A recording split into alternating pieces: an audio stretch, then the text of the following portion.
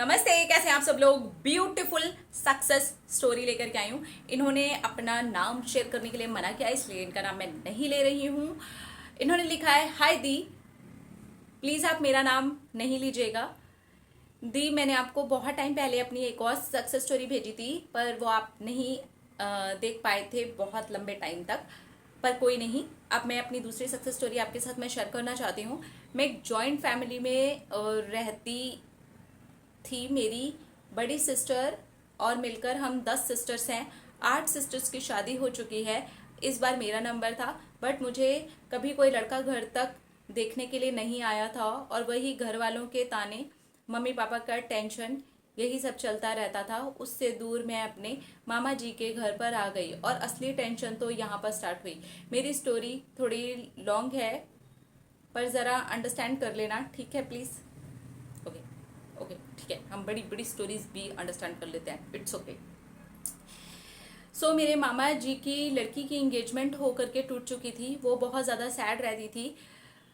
उससे टेंशन से दूर करने के लिए, यानी कि मुझे बुलाया गया था कि मामा जी की बेटी का टेंशन दूर हो जाए, हम दोनों साथ रहेंगे तो शायद वो इतना नहीं सोचेगी। मैं टाउन एरिया में रहती हूँ, और मैं भी थोड़ा चेंज होने के लिए ही यहाँ पर आ गई थी।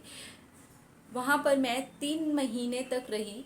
बहुत ज़्यादा मस्ती पार्टी ये सब कुछ किया, अच्छा टाइम स्पेंड किया था हम सब लोगों ने मिल कर के। और मेरे आने से सब लोग बहुत ज़्यादा खुश भी थे। पर एक टाइम ऐसा हुआ कि एक दिन उसके बॉयफ्रेंड के साथ में वो चली गई और उसने शादी कर ली। और मेरे घर वालों ने मेरी बदनामी ना हो इसलिए मेरी शादी फिक्स करवा दी, जो एक ऐसे लड़के से करवा दी थी जो मुझे बिल्कुल भी पसंद नहीं था। मैं बहुत ज़्यादा रोती थी।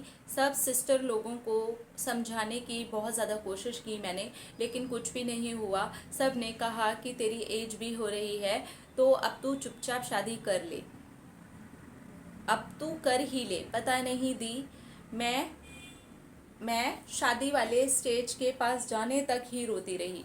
बस मैं यही बोलती रही कि ये शादी घर वालों के लिए ही मैं कर रही हूँ। और मैं अंदर से ना सचमुच में बहुत ज़्यादा दुखी थी, खुश नहीं हो रही थी। मुझे इंट्यूशन से हो रहे थे कि कुछ बुरा होने वाला है, कुछ बुरा होने वाला है। उसके बाद मेरे ससुराल में मैं गई। मेरी सास वो विडो हैं, विडो थी। उन्होंने मेरे और मेरे हस्बैंड उन लोगों को बहुत ज़्यादा तकलीफ़ दी हुई थी। मैं इतना ज़्यादा रोती थी। बस एक टाइम इतना ज़्यादा झगड़ा हुआ कि मैंने उन्हें बोल दिया कि मुझे आप पसंद ही नहीं थे। मैंने घर वालों के कहने पर ही आपसे शादी की थी। और उनसे उनकी माँ ने बहुत कुछ कह दिया था, बहुत ज़्यादा गालियाँ भी दी थी। मेरे पापा को भी इतना कुछ कह दिया था, शादी में दिया, ये किया वो किया। और दी पीरियड में मुझे बहुत ज़्यादा तकलीफ़ होती थी। बस यही सब देख करके मैंने अपना मन बना लिया था कि कुछ भी हो जाए, मेरा इनसे डिवोर्स हो जाए। और उनसे एक गलती हो गई, घर वालों ने मेरा उनके साथ डिवोर्स करवा दिया। और मैं अपनी लाइफ अब खुद के लिए जी रही हूँ।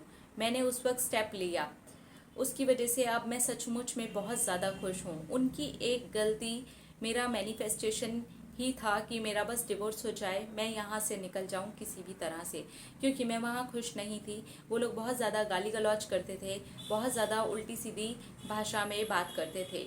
और जैसे ही डिवोर्स की बात आई, मेरे घर वालों ने सपोर्ट किया, क्योंकि गलती ही वैसी थी। तो मैंने स्टेप को नहीं छोड़ा और स्टेप ले लिया। आज मैं सचमुच में अपने ही उस स्टेप से बहुत ज़्यादा खुश हूँ, और हमेशा ऐसे ही सोचती हूँ कि मेरा इनसे डिवोर्स हुआ है और मैं सचमुच में खुश हूँ। अब मैं खुद के लिए स्टैंड ले रही हूँ।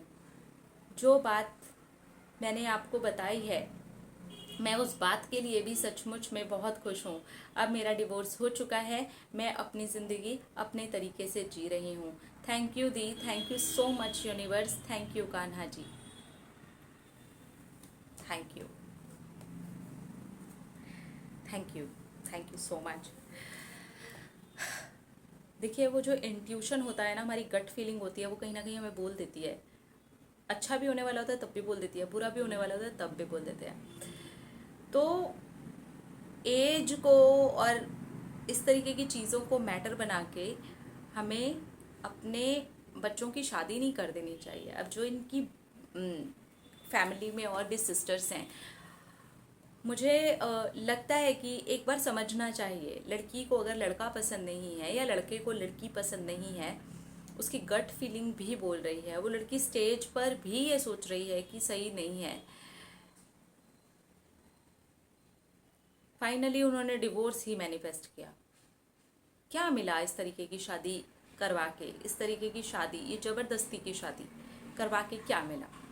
चलो, हम बहुत खुश हैं इनके लिए कि इन्होंने डिवोर्स मैनिफेस्ट कर लिया। वो फैमिली बहुत गंदी थी, गलत लैंग्वेज यूज़ करती थी। एक ऐसी कोई बड़ी गलती हुई, चूँकि गलती इन्होंने नहीं बताई है, it's fine, no problem, but इतनी बड़ी कोई गलती थी कि इनकी फैमिली ने इनको सपोर्ट किया और डिवोर्स हो गया। आज ये अपने लिए स्टैंड ले रही हैं, अपनी लाइफ में अच्छा करने के लिए कर रही हैं। बट अगर हम इस कहानी से सीखें तो हमें ये समझ में आता है कि अगर हमारी गट फीलिंग हमें ये बोल रही है तो हमें उस वक्त ही थोड़ा सा स्ट्रिक्ट होकर के बोल देना चाहिए कि ये नहीं होगा। कई बार ऐसा होता है कि हमारी लाइफ में ऐसी सिचुएशन आ जाती है, हम नहीं बोल पाते, हमारे परिवार के सामने भी हम नहीं बोल पाते। और हमारी कंट्री में तो ये सबसे ज़्यादा है कि लड़कियां नहीं बोल पाती। एक दिन वो दूल्हा बिकने वाली स्टोरी मैंने डाली थी, तो उसमें भी बहुत सारी लड़कियों ने लिखा, तो हमारे पेरेंट्स तो बोलते हैं कि अगर ऐसे मांगने वाले लड़कों को हम कुछ देंगे नहीं तो तुम तो पूरी ज़िंदगी कुंवारी रह जाओगी। तो पूरी ज़िंदगी किसी की मार खाने से तो अच्छा ही है कि हम कुंवारे रह जाएं। पूरी ज़िंदगी किसी की पैसों की मशीन बनने से तो अच्छा ही है कि हम कुंवारे रह जाएं। पूरी ज़िंदगी किसी की गालियाँ खाने से तो अच्छा है कि हम कुंवारे रह जाएं। ये सोच हमें बदलनी पड़ेगी। अगर हमारे पेरेंट्स हमको ऐसा बोलते भी हैं, आपके पेरेंट्स आपको ऐसा बोलते भी हैं कि नहीं, अगर उनको कुछ नहीं दिया तो फिर तो तुम कुंवारी रह जाओगी, बोलो ठीक है। आप वो बिजनेस मैन्स, वो बिकाऊ लोगों के घर पे मुझे भेज रहे हो, बहुत बेहतर है कि मैं उससे बेटर हूँ कुंवारे रहूँ, पूरी ज़िंदगी ऐसे जीऊँ, ज़्यादा बेटर है।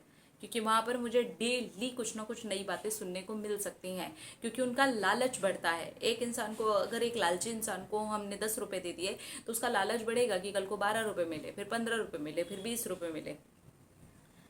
वो अंडा देने वाली वो मुर्गी होती है ना, सोने का अंडा देने वाली मुर्गी, उस तरीके से काउंट करना शुरू कर देते हैं। तो यहाँ पर लड़कियों को भी अपनी सोच बदलनी पड़ेगी। इनका समझ में आ रहा है, एक बहुत ही बड़ी फैमिली है, बहुत सारी चीज़ें हैं, आप नहीं बोल पाए, आप प्रेशर में थे, बट आपकी गट फीलिंग बोल रही थी, और वो गट फीलिंग के चलते ही कहीं ना कहीं आपने डिवोर्स भी मैनिफेस्ट कर लिया। ठीक है, इट्स फाइन, बट आज आप अपनी लाइफ में सही हो, स्टैंड ले रहे हो। मेरा कहने का यही मतलब है कि जो स्टैंड आपने आज लिया है, ये स्टैंड हम अगर बहुत पहले ले लेना तो बहुत सारे लोगों की लाइफ बच जाएगी। बट हम आपके लिए बहुत खुश हैं कि आप ऐसे लोगों की फैमिली में से निकले हो और अब खुद को मजबूत बनाने के लिए कुछ कर रहे हो। कुछ करो, सच में कुछ करो। कुछ रिश्ते, कुछ गंदे लोग हमें तोड़ नहीं सकते, बल्कि वो हमें मजबूत बनाने के लिए हमारी हेल्प कर रहे होते हैं। तो ऐसे लोगों की ना हेल्प ले लेनी चाहिए और ज़्यादा मजबूत हो जाना चाहिए। अपना अपना रखिए ख्याल, अपने आप से कीजिए ढेर सारा प्यार, ताकि आप अट्रैक्ट करें ढेर सारा प्यार। I love you all, Tata.